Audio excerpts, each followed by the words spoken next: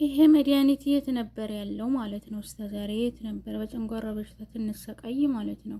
አሰላሙ አለይኩም ወራህመቱላሂ ወበረካቱሁ። ድና የተከበራችሁ የቻናሌ ጓደኞቼ እንድናችሁ ሰላም ናችሁ? አይ ሰላም ብያችኋለሁ። ለቤት አዳዲስ ሆናችሁ ሰብስክራይብ እና ላይክ ማድረጋችሁን አትርሱ።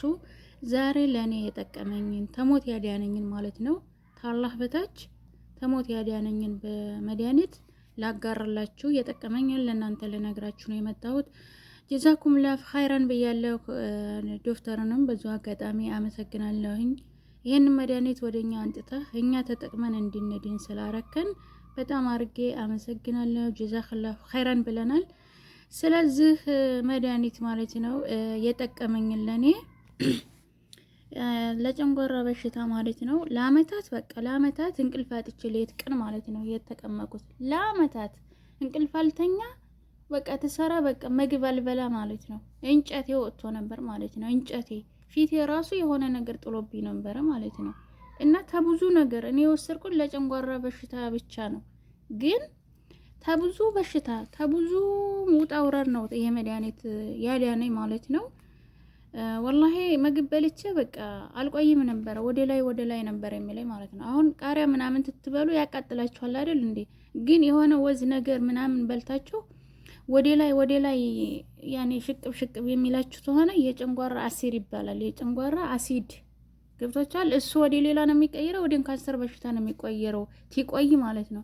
ግን እኔ አልሐምዱሊላህ ይሄንን መድኃኒት ተጠቀምኩኝ ወዲህ በወሩ ድራሽ አባቱ ጠፋልኝ ማለት ነው። አልሐምዱሊላህ ሐኪም ቤት ያልገባሁበት ሐኪም ቤት የለም ማለት ነው። ዘንድሮ ራሱ 3 እዚህ ሐኪም ሄጃለሁ። 3 የሐኪም ትሄድ መርፌ ይወጉኛል፣ መድኃኒት ይሰጡኛል። ላኪን ግን ተሳምንት በኋላ ያው ነው። ምንም ነገር የሚያስችለኝ ነገር የለም። በቃ ሄዳለሁ እንደዛ ነው። ምግብ የፈለኩትን ምግብ አልበላም ማለት ነው። ግን ይሄንን ተጠቀምኩኝ ወዲህ ይሄው ወሬ ነው። አልሐምዱሊላህ ተጠቅሜ በ3 ቀኑ ወገቤን ያመኛል ሁሉን ነገር በቃ ጨንጓራው ማለት ነው። አሁን እሱን ሁሉ ገልግላ አለኝ አልሐምዱሊላህ ማለት ነው። ስራ የምሰራበት እግሬን ሁሉ ይቆረጥመኝ ነበረ። እንቅልፍ አልተኛም ነበረ። ማታ እግሬን ሽቼ ነው እንጂ ዝም ብዬ ተተኛው ጠዋት ስራ መስራት አልችልም ነበረ። ደም እያለቀስኩ ነበር የምሰራው ማለት ነው። ግን አሁን ይሄን ተጠቀምኩ ወዲህ ወላሂ ነው የምላችሁ እንዴ እና እግሬን አሁን አልሐምዱሊላህ ከኢትዮጵያ እንደመጣሁ ጉልበት እንዳለኝ ጊዜ ነው የሆንኩት ማለት ነው። ማሻአላ በለው። በዙ አጋጣሚ እንግዲህ አልሐምዱሊላህ ድኛለሁ ማለት ነው። አላህ መጨረሻዬን ያሳምርልኝ። ለጨንጓራ ብዬ ነበር የወሰርኩት፣ ግን ለብዙ ነገር ነው ያዳነኝ ማለት ነው። ለብዙ ነገር እንቅልፍ አልተኛም ነበረ። በቃ በእናቴ ምክንያት ያኔ የአእምሮ ጭንቀት ይዞኝ ነበር ማለት ነው። ያው የአእምሮ ጭንቀት ይዞኝ ነበር። እንቅልፍ አልተኛም፣ ምግብ አልበላም፣ አይኔ ስራ ብጧል አይኔ እና እንደነገርኳችሁ አልሐምዱሊላህ ድኛለሁ ማለት ነው። ሁሉም ነገር ነው ያዳነኝ። ተጠቀሙ ማለት ነው። ውድ ጓደኞቼ ዩቲዩብ ቻናሌን ደግሞ ሰብስክራይብ እና ላይክ እያደረጋችሁ አበረታቱኝ። አሁን ደግሞ በቅርቡ ደግሞ ኢንሻአላህ እናቴ ሄድናልኝ። ደግሞ እናቴም ከባድ በሽታ ነው ያዛት። የምታቁሙ አላችሁ፣ የማታቁም እንግዲህ የእናትን ነገር ታውቃላችሁ። ያን መድኃኒት እየወሰደች ነው። 1 ወር ተጠቅማለች። አሁን 2ኛ ወሯን ይዛለች። ዲና ደግሞ እንደዚሁ ደግሞ መስጋና ሪካርድ ማሰማችሁ ይሆናል ኢንሻአላህ ቢስሚላህ። አላህ ሱብሃነሁ ወተዓላ ለሁላችንም አፊያችን ይስጠን። በአረብ ቤት የምንገኝ ልጆች በጣም ያመናል ማለት ነው። ዛሬ ያመናል፣ ተደቂቃ ደግሞ ትንሽ ይሻለናል። እሷን ነው የምናየው።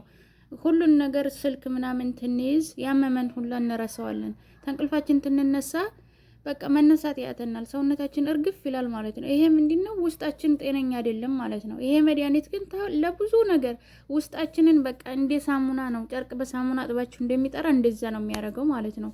እና ወስዳችሁ ተጠቀሙ። ተጠቅማችሁ ደግሞ እናንተም ውጤቱን ታውበታላችሁ ማለት ነው።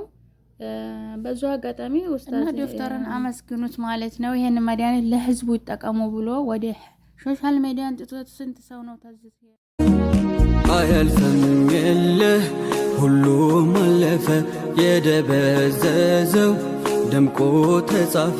ተስፋለንና ድሕሪ ኸቢር ሰገም ምቾት እዩሞ ናይ ራሕማን ቐሉ ጊዜ ረህወዩ መጺኡ ፈረጃ ሓሊፉ ኩሉ ከችግር ዋላ ሌሎት ነውና ያአላህ ካሉ